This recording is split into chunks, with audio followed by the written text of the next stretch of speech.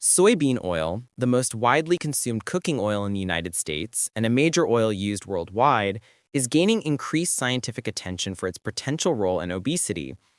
Commonly sold as vegetable oil, soybean oil contains high levels of polyunsaturated fats, including the essential omega-3 fatty acid alpha-linolenic acid and the omega-6 fatty acid linoleic acid, which makes up more than half of its composition.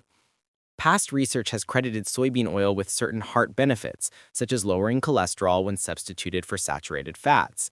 However, growing evidence also suggests that excessive intake of omega-6 rich oils like soybean oil may raise the risk of several metabolic and inflammatory conditions, including type 2 diabetes, ulcerative colitis, neuroinflammation, dementia, and obesity.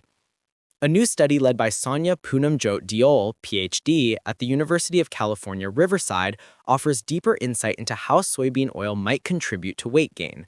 Because cooking oils are used not only in home kitchens, but also heavily in restaurants and processed foods, understanding their metabolic effects is increasingly important. Diol's research team used a genetically engineered mouse model that produces an altered form of the liver protein HNF4-alpha, an isoform typically seen in humans under chronic illness or metabolic stress. These transgenic mice naturally show lower activity in enzymes that convert linoleic acid into oxylipins, inflammatory compounds thought to play a role in obesity. The researchers hypothesized that these mice would be resistant to weight gain when fed a high soybean oil diet. The results supported this. While regular mice gained significant weight on a soybean oil-rich diet, the engineered mice gained far less. They also showed healthier liver profiles, lower oxylipin levels, and improved mitochondrial function.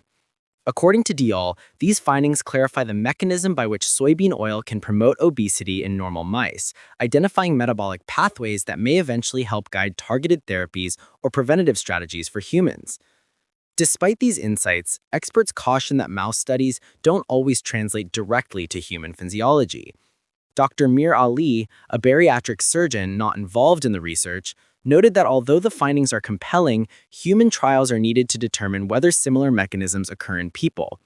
Still, the study contributes to a growing body of research suggesting that the problem may lie not in soybean oil itself, but in the excessive quantities consumed through fried foods, packaged snacks, and restaurant meals. Dietitians recommend practical steps for reducing soybean oil intake.